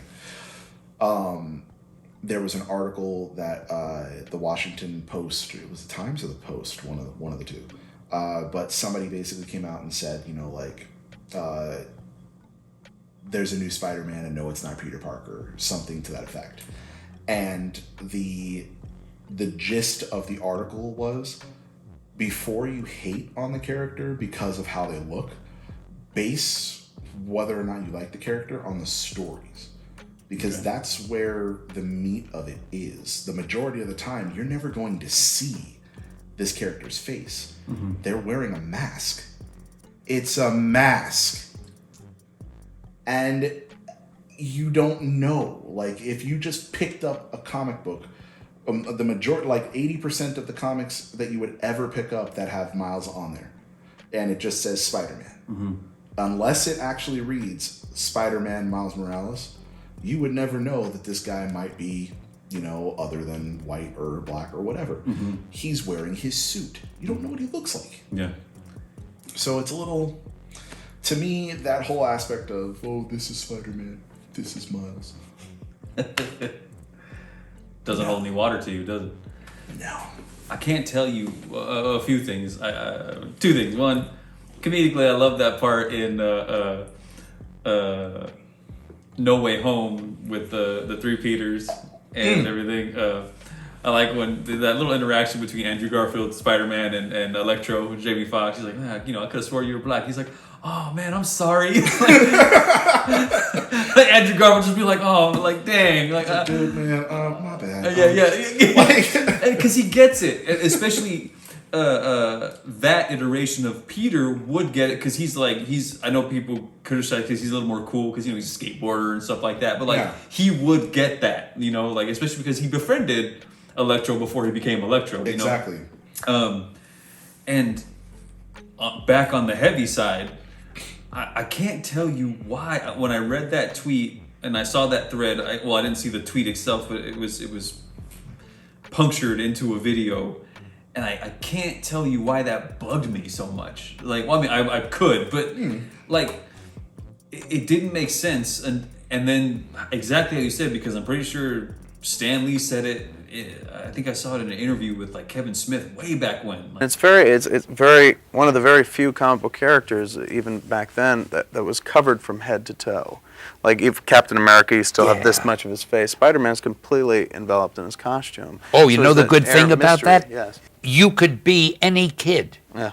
You could be black, you could be Asian, you Right. could be Indian, you Right. could be anything, and imagine you were in that costume. Right. Like early 90s when he was like, well, that's the reason Spider-Man has a full mask. Is it's not I think they said you can see Batman's You can his see cowl. his face. You can see you can see his chin. You can see all that stuff. Yeah. Like all the other heroes, dark Like eyes, Domino mask or something like yeah, that. exactly. You see a part, it's like, okay, that's I'm gonna assume that's a white guy, right? Yeah. Spider-Man, full mask. You'll never, if they don't want you to, you'll never know. You'll never know. And I think we were driving at that point, but I stood up and did the Shia LaBeouf, the little thing, just started clapping because it was like, oh, yeah, even the pair of creators for Spider-Man were like, well, it's not about just Peter. It's like the kids who want, Peter can be your outlet, right? He can be like Exactly. maybe your motor for that. But if you want to be Spider-Man, be Spider-Man. Anybody can. Yeah. That's why even when you go back to we can focus on Peter for a hot minute. When you go back to the 60s and the 70s and going into the 80s, the majority of the cartoons, the majority of the you have your board games, the majority of the comic books, the covers, once again, you never really see too much of Peter. Yes, there are plenty of them out there, don't get me wrong, but you never really see too much of Peter's face. Mm-hmm. It is Spider-Man. Mm-hmm. And there was always that aspect where no one knew who Spider-Man was. I mean, for years you had J. Jonah Jameson cursing Spider-Man's name for, selling papers and whatever at the Daily Bugle, only to look at Peter after he's cursing out Spider-Man and literally be like, give me more pictures. You're good, blah, blah, blah. Yeah, you're right. Nah, get out of here, you stupid kid. Mm-hmm. Kind of thing. But still looking out for this kid. Yeah. Kind of thing. And only to then, in the comic books, there is one of my favorite versions of Jonah that there was, shortly after Spider-Man, his identity gets revealed. And everybody knows who he is. And Jonah literally is like, you've got to be kidding me. And it is a quick shot of Jonah staring at the television screen when Peter takes off his mask and goes, I'm Peter Parker, I'm Spider-Man. And Jonah's leaning over his desk and he's got a glass of whiskey and he just, the shot that they have is you don't actually see his eyes, you just see his mouth and he smiles. And it's that connection of, it's right under my face. It was right under my nose this entire time. How could I not pull that together? And then for that brief little amount of time, he starts practically singing Spider-Man's praises because he's like, I got to know the guy behind the mask before I ever knew the person behind him. Like, sorry. Damn. Yeah. And so then he starts singing Spider-Man's praises at that point. Damn, the depth of that. Yeah. And like the thematic implications, the socio implications, like personal relationship. Only to then a few months down the road, bad guys start putting two and two together. They find, where Peter lives and basically start hurting everybody. And Peter goes and makes a deal to have everyone in the planet, even superheroes, forget his identity. Oh, like it was just too big a risk. It was, well, not only was it too big a risk, but it was kind of like that story is what No Way Home is based off of. Yes. So in No Way Home, he's like, I just want certain people to forget, like, my, whatever. By the end of it all, it's, well, who's Peter Parker? Yeah. No one even knows who Peter Parker is. Ooh. Yeah. So then, same thing in the comic books. Like, by that point, people are like, no one knows, like, who Peter Parker is. Yeah. Because of the deal that he had to make. Yeah. So, like, to have that love and admiration and respect from your boss, who learns who you are and is like, had I known it was you. And now you go back to, like, the hatred of, like, get Spider-Man! Yeah. For all that stuff. Like, and you love J.K. Simmons' portrayal of Mr. Oh, I love it. Nice. That is the best version. He just whiplashes Peter. It's like, my time! My time! So, when you see that that's how the character was created for this one version, and it's supposed to be this nameless face, so what if there's a second version, a third version, a millionth version? Just because when they lift that mask, it doesn't look like you or look like what you would expect them to be, doesn't make it wrong. Yeah. And it doesn't make it not. Yeah. It just makes it something other. Yeah. And exactly. Let people have their other. You still have plenty of books out there with your guy. I'm saying it's not like everybody just had a big old burning of all Peter Parker issues ever and stuff like. It's like they did not kill him off and fully remove him from the face of the earth. He is still there. Yeah, very much. Very active, and in fact, his current story arcs are some of the best that they've been giving him for a long time. With what, almost going on 60 years of story to tell. There was one more criticism, but here's the thing: funny enough, I don't want to disrespect the criticism. So I'm trying to remember it and equate it to what I had come across. I think there was a criticism that said the reason, and maybe this could more equate to tastes for people, specifically for individual tastes, but saying that Miles wasn't even real. Wow, I'm going to say it out loud right now, and I think it's going to seem ridiculous, but Miles wasn't really his own character. It was Peter with a little bit of a different dressing. So we got essentially the same cake, but Miles is, he's still quippy, still kind of, he's, comes into a teenager times things, but like Miles wasn't that far removed from Peter minus the obvious. I can definitely see where that is viable. Okay. And in many of the first stories, when Miles came around, that can definitely be seen as the case. Like I can definitely give credence to those concerns or anybody bringing up that topic. But that was largely because the grand overall everything that they were kind of going for was that you can't be this character. You can't be Spider-Man unless you have certain tropes happening at the same time. That's where the multiverse story comes in. Like, it's that idea of, yes, there are multiple Spider-Man, but in each of their universes, they had that moment that kind of locks it in for them and gives them their reason for being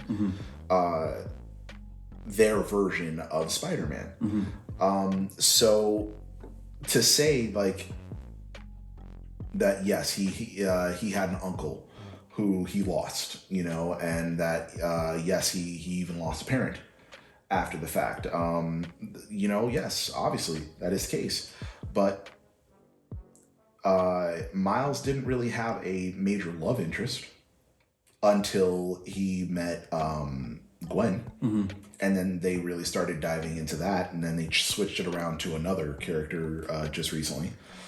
Peter, he had a baby, didn't he? Did Miles? Yeah. Is there a story somewhere that he had a baby with? I don't know if it's with Gwen, but he had a child.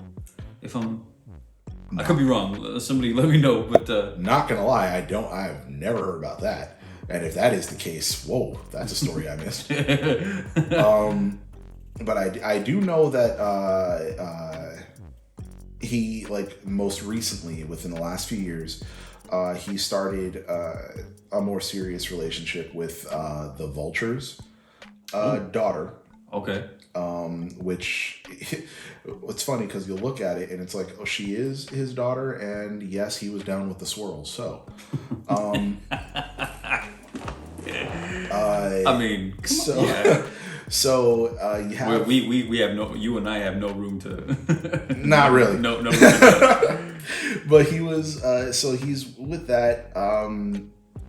But Peter did not have a best friend who was like the guy, the man in the chair. You know, he didn't have a Genji. Peter didn't have his parents. He had Aunt May after once everything locked in, after he lost Uncle Ben. All he had was Aunt May.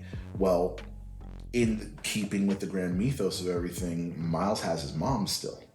You know, it's a different level of, I don't want to say a different level of love, but it is a different level of like connection, because Peter still had that longing for his parents, but he still had Aunt May, versus Miles, who legit still has his mom. So it's like his connections are a little different. But yeah, anybody, like the similarities are meant to be there, because you want the story to, the writers are trying to go for that. They wanted the story to be close enough for people to relate, but adjusted just enough so that way a newer generation can relate versus an older generation. Yeah, it's almost like there's a bridge. Yes. Because times have changed, mentalities have shifted, you know, like everything. So, okay. Yeah. I think I loved every single one of that. I'm glad I have the book right here, near the crotch. No, I'm kidding. But so for you, Leo, I've known you going on, I want to say, what, 8 years? Roughly, yeah. Yeah, roughly, like, and Frick grew up, you know, real quick, are you Spider-Man? I wish. If I could fit this into spandex, oh man. Hey, you might have the like the E Honda, like nobody messes with E Honda, and like. I mean, granted, in the most recent movie, you saw a bunch of dudes that were Spider-Man in that little nexus point where they're fitting into outfits that they probably shouldn't be wearing. Right. No. There are some studies that, like, you know, the guy cannot. You don't have to look like Chris Hemsworth, Thor, but like some people have saying that, like, to get that. Like a true athletic build is actually one that carries a little extra meat on them, you know? Yeah. So, are you Spider-Man? I wish. Do you remember your response when it was made clear, like, oh dang, we're dealing with a biracial kid, and like we're talking about biracial to like at like the heart of what it means to be over like on the East Coast, New York, where he's Puerto Rican, right? His mother is Puerto Rican and his father is African American out of like Haiti or something like that. Okay, so like we're pretty much solid biracial, right? Do you remember your reaction to being like, so I have this in the guise of one of the most famous superheroes of all time? Do you remember kind of like that reaction and what it actually meant as it evolved through the years for you? For me, when it first came out, like, you might be surprised, but when it first happened, my mindset was that of what probably a lot of people out there were, and it was are we really trying to get the sales up here like this? Like at first, like when I heard it, when my friend was like, I even remember I was working at Disney at the time, and one of my buddies legit was like, yo, check this comic book out or whatever, and I was like, what? And he's like, yo, they killed Peter, and I'm like, I'm not gonna kill Peter. Are you kidding me? You don't know comics, clearly. And then, like, at the end of the issue, like, they show another person swinging around or jumping around and whatnot, and then he takes off the mask and it's this little black kid, and I was like, nah. And then once they put out his book, and I read it, and I was like, yo. I was like, you gotta be kidding me. Like, they're legit trying to go for it. Like, I thought it would be just like a little mini series or it was whatever, but I was like, no, they are legit continuing this actual story with this kid. And for me at that time, it didn't like really register the idea of a black Latino being able to take this character, largely because a couple years before that, DC came up with a black Superman. Oh, okay, yeah.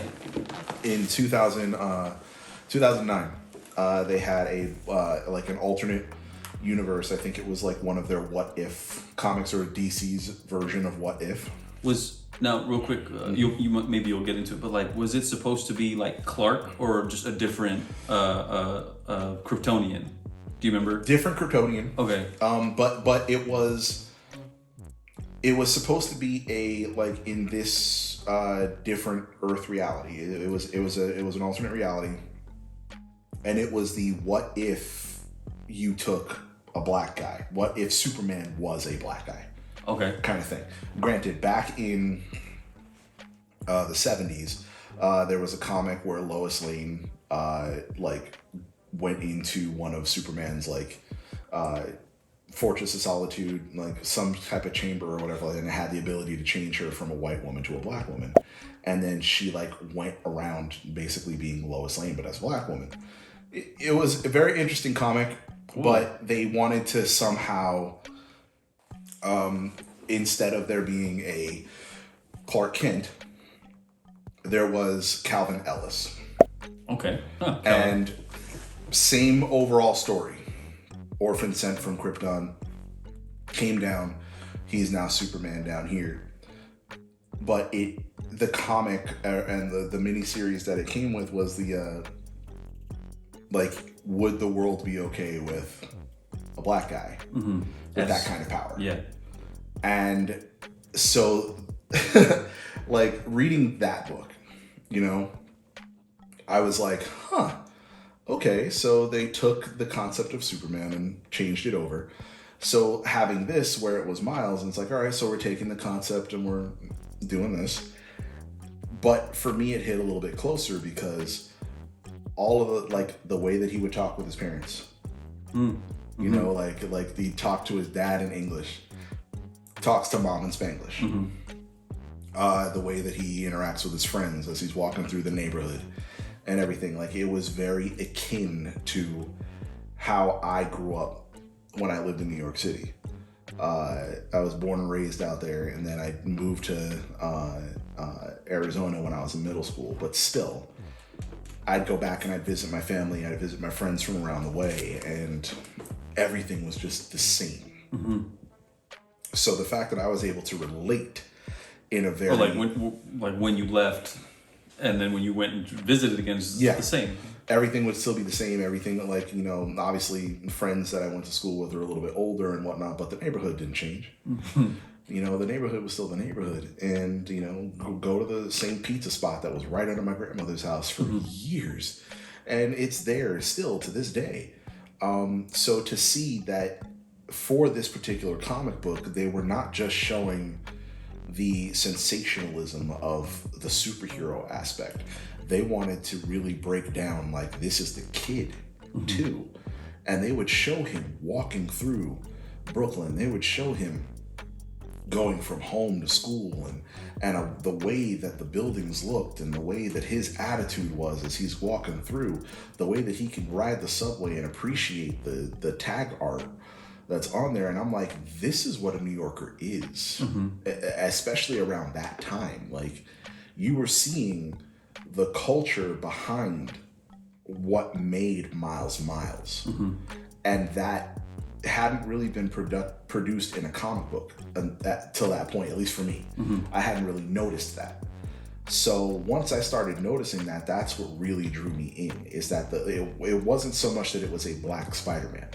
It's the fact that they took the time, the writers took the time, and the artists took the time to introduce a character that I feel like I had something like that when I was a kid.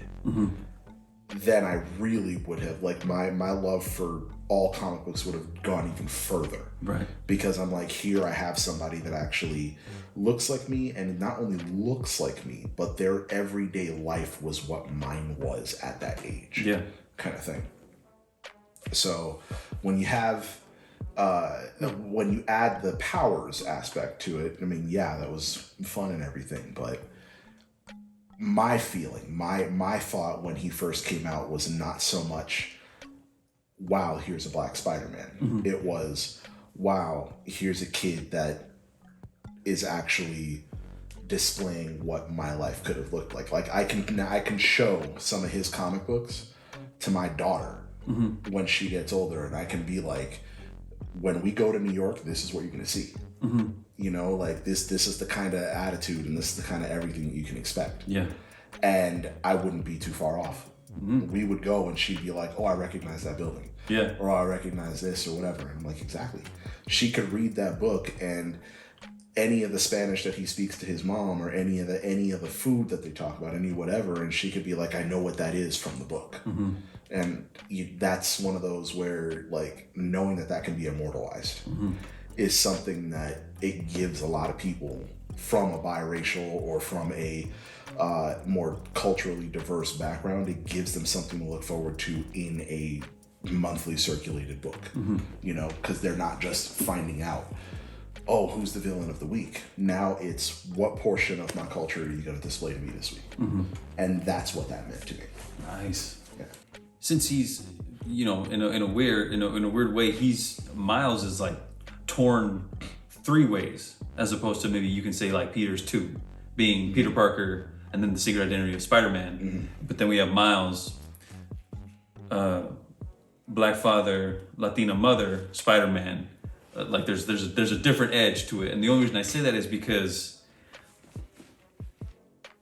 like, Latino, pretty much in and out with indigenous American blood on my side, and what that more than likely means is, I have there's European in me too, like with Spanish and possibly Italian and French and everything like that, just given the nature of the conquest and everything that happened in the Americas.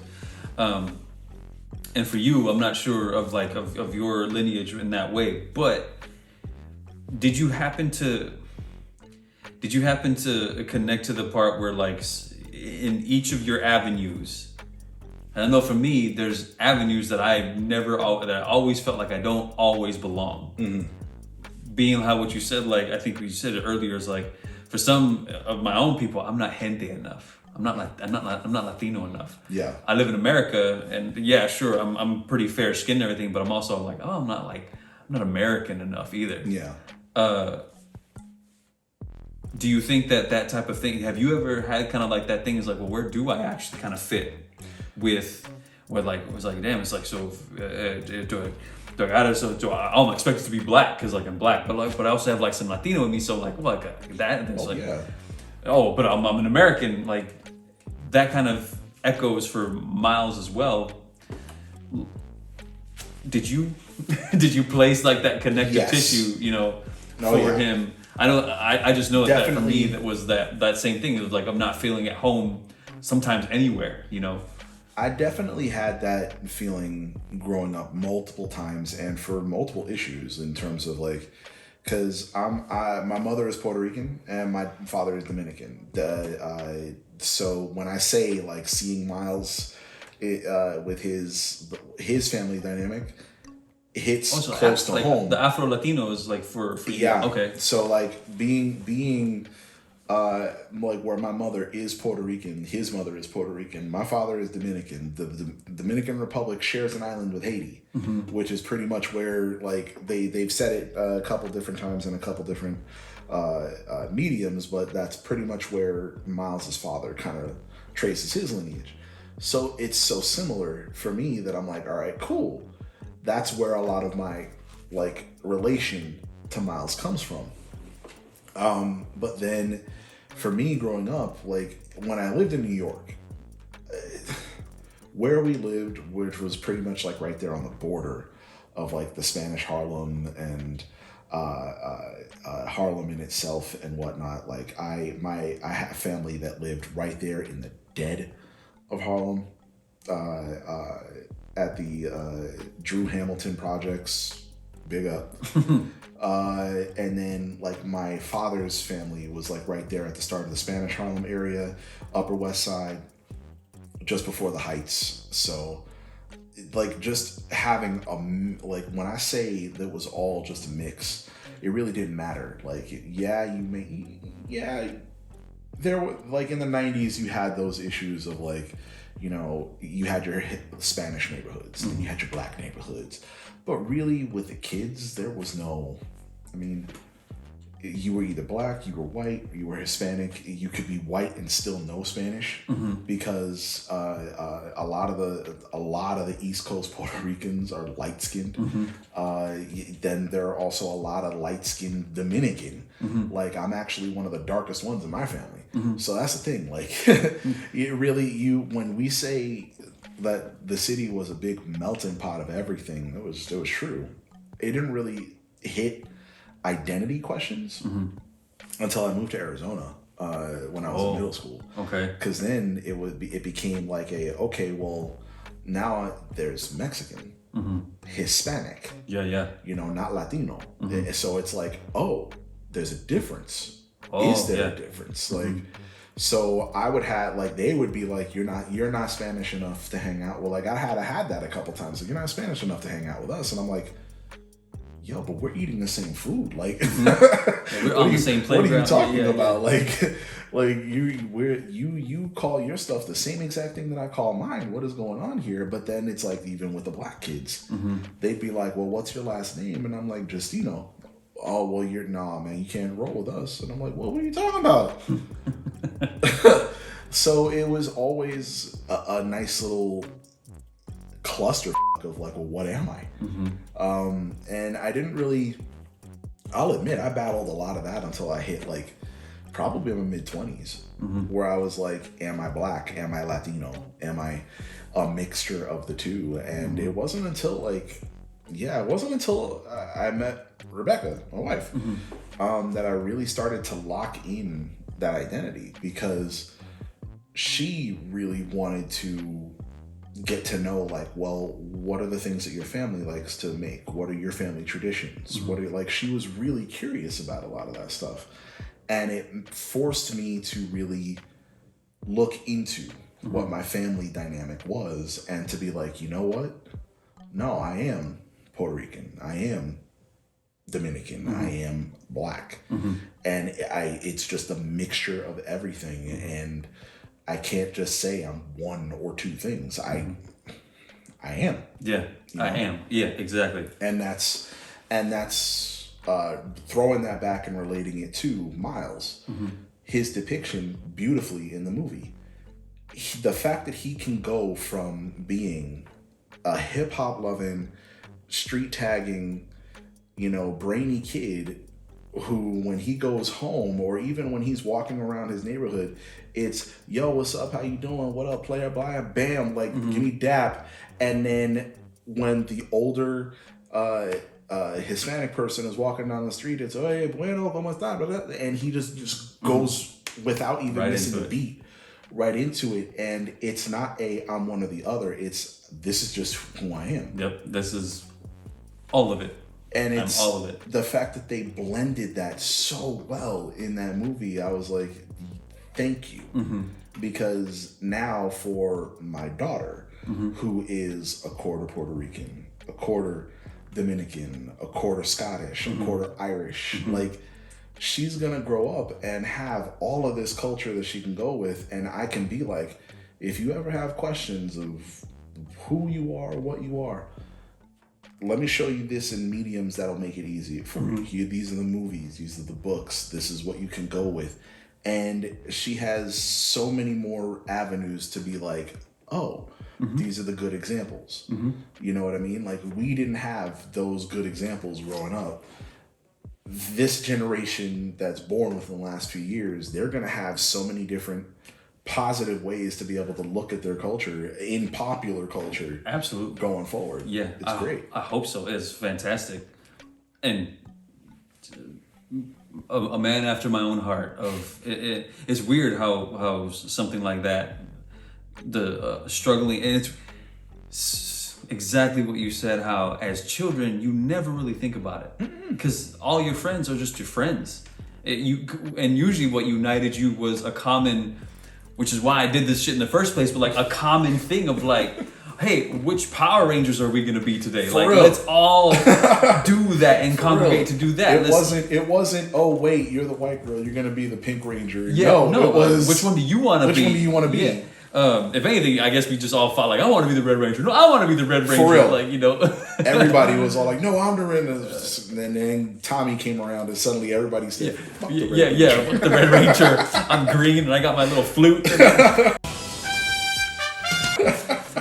And it is crazy how I think I had that same experience where that type of identity was like, well damn, like the one of the closest families that I was with was a black family. So I was like, well, okay, so if I'm gonna be black, I must integrate the hip hop into my life. But then when I go back home, it's you know, my family loves listening to mariachi, but they also love like jazz. They love like doo-wop and stuff like that. And it's like, well, okay, I can do that. And then you go home and you hear kids talking about, you know, when I was in that late elementary, middle school era, it's like, okay, so I have to know like Nirvana and Blink-182 and everything like that. And it's like, okay, so but also like what's going on in the film? Like, oh well, Titanic, everybody, Leonardo DiCaprio apparently. And it's like, dang, okay, I'm sorry. But like, you gotta. This is the type of movies you have to watch. Like, oh, you see this particular thing. Oh, I'm involved in martial arts. I love Jackie Chan films. Oh, does that mean I have to integrate more into this culture? Yeah. And then you have somebody who is, for whatever reason, is in that way. He's kind of Miles is unconsciously self-actualized with, "What's up, my man? How you doing? Hola, ¿cómo estás?" Like, seamlessly, you know. And I don't know what it is about, but like it really is. You don't have to be that, but it's like it's an example. It's like a teacher being like, hey, so this is how you can do this, but like figure it out like for you. Figure it out for you, but here is an example of what it could be. You know, and that's what I can appreciate about this character is that they don't try to pigeonhole him into he is this or he is that. Like depending on the arc, depending on anything he's doing, he legit just seamlessly goes and does, and he is just him. And just him. And with a lot of characters that they're trying to, whether it be ethnic or whether they be female or whether they be gender fluid, because there is an influx of characters that are even, you know, now dealing with that in comic books and in popular culture and everything. And it's like, there's almost this expectation that people are like, well, no, you have to be something. Doesn't matter if it's race, doesn't matter if it's gender, doesn't matter if it's age or height, size, health, build, whatever. You have to identify or be something. And characters like Miles are the forefront of, no, I don't. Like, I'm just gonna be me, and if you don't like that, cool. Go across the bridge. There's another one of me over there that probably fits your style. come to Brooklyn, this is what you're gonna get. Like that's what I enjoy, is that there's almost this non-apologetic, like, and the prime examples are in the movies, like the train sequence where everybody's trying to catch him and he just straight hands Miguel his lunch and then stands over Miguel like, you do what you gotta do. I'm gonna be me. Yeah, I'm gonna do me. And then just straight. Everyone keeps telling me how my story is supposed to go. Nah, I'm gonna do my own thing. Like, that's the mic drop. Yeah, and you can't have a more delicious mic drop than that, right? Handling all the spiders at that point. Yeah. Like, so that's the I don't know. Like, when it comes to that feeling of trying to identify as one or the other, being a multicultural person, like the pop culture nowadays, and it's not just with Miles, but he's a great example. But pop culture nowadays is very much so trying to introduce that concept of, why do we have to be one? Why can't we be multiple? And especially when you're better for it. We'll be much better off for it if we just, you don't necessarily have to subscribe to it. That is the beauty of free will. You do not have to subscribe to it. However, do not knock somebody if they want to. If I had the muses from Hercules, and that's the gospel truth, they just like pop up.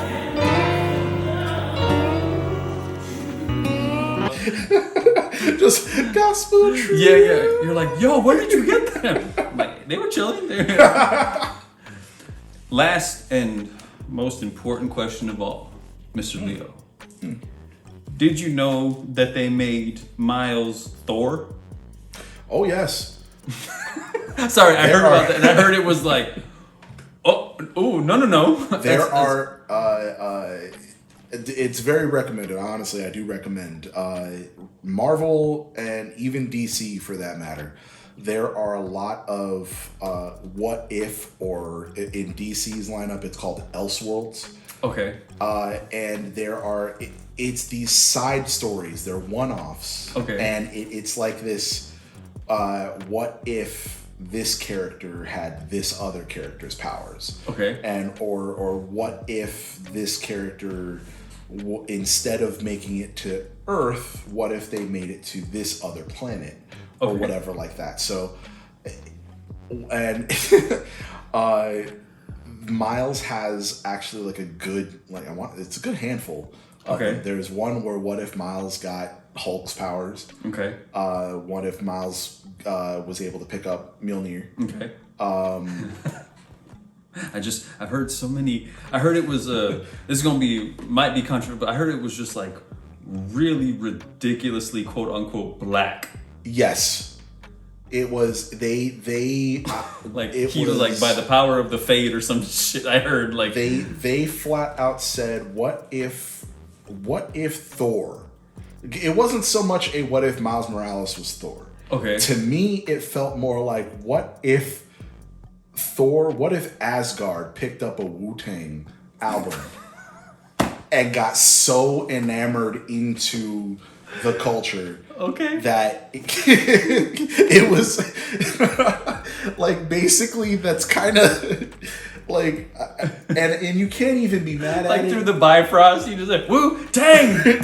Like somebody, like I actually had a coworker who occasionally will talk about comics every now and then, and we were talking about this one, and he was like, do you feel like this could be like blaxploitation again or anything like that? And I was like, dude, you got to understand something when it came to the blaxploitation comics, like your like Power Man and even Iron Fist with the Asian invasion type stuff. Oh, okay. Yeah. Like you had the kung fu flicks and all of that at that time. Like Shang-Chi, like, was a big one too, right? Like, yes. Yeah. Like a lot of that was an exploitation of that particular culture and the popularity of that culture for anybody in comic books or movies or anything, like, it might not be 100% liked by everybody, but you're gonna find somebody out there that's gonna say, you know, that's fucking funny, you know, or that's... Was that you? Like, did you read? You're like, my God. Like, I'm reading it, and for a hot moment, I'm just sitting here going, this is so borderline, but it was funny to me.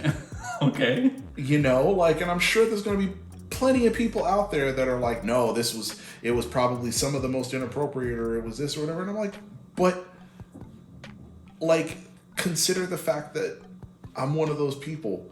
I look like the people that have more outrage about it, or the people that, to be honest with you, I'm like, y'all probably never heard a hip hop song in your life, you know? Yeah, you probably don't look like me either, do you? But at the end of the day, like, if I'm laughing at it, and you know, maybe you can laugh at it too, you know, like, it's okay.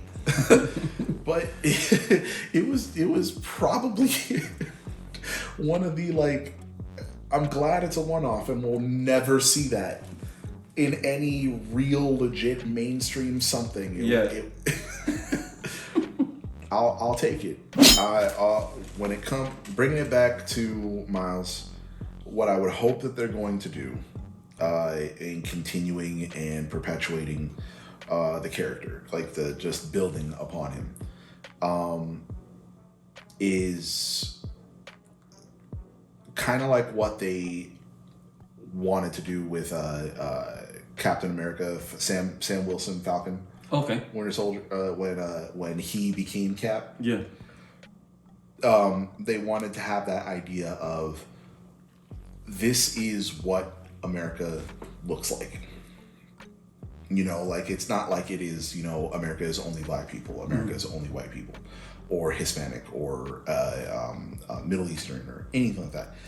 They are just like, there are multiple people here, multiple cultures here. Multiple people can wear the mantle. Multiple people can be this character.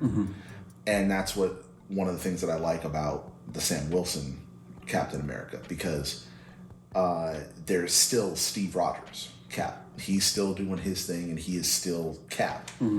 But then you have Falcon, who is this, he almost handles things in a way where his goal is to show not only everybody at home, but everybody around the world, that just because you are not what the media predicts or puts out there or whatever, that you can be better, kind of thing.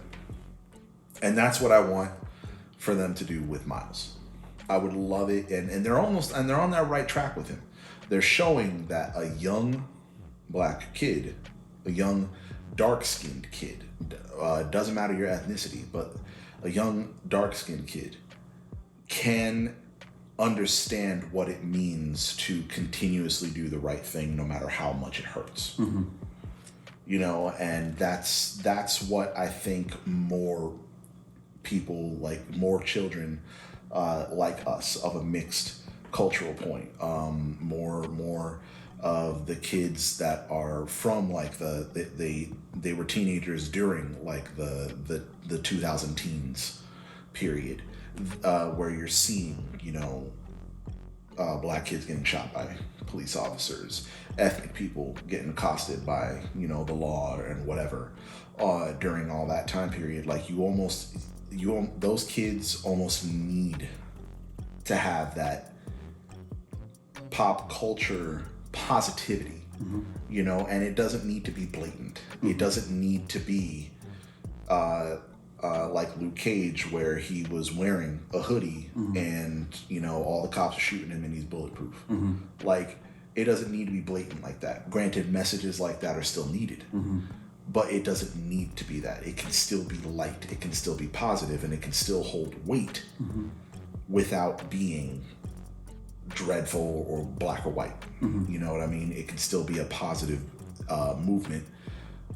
And that's what I think Miles represents right now in pop culture, period. He represents a positivity that shows young kids of any culture, black, white, whatever, that you can still do everything right. It's gonna hurt, but you're better for it at the end. And that is what he presents to everybody. But mostly, I just hope that they keep doing it for the younger generation. Brother. That's what I'm talking about, my man. I was looking to end up on a comedic note. There's no way I'm beating that. There's no way I can beat. Oh no, I'm not beating that off at all. Anyone can wear the mask. You could wear the mask. If you didn't know that before, I hope you do now.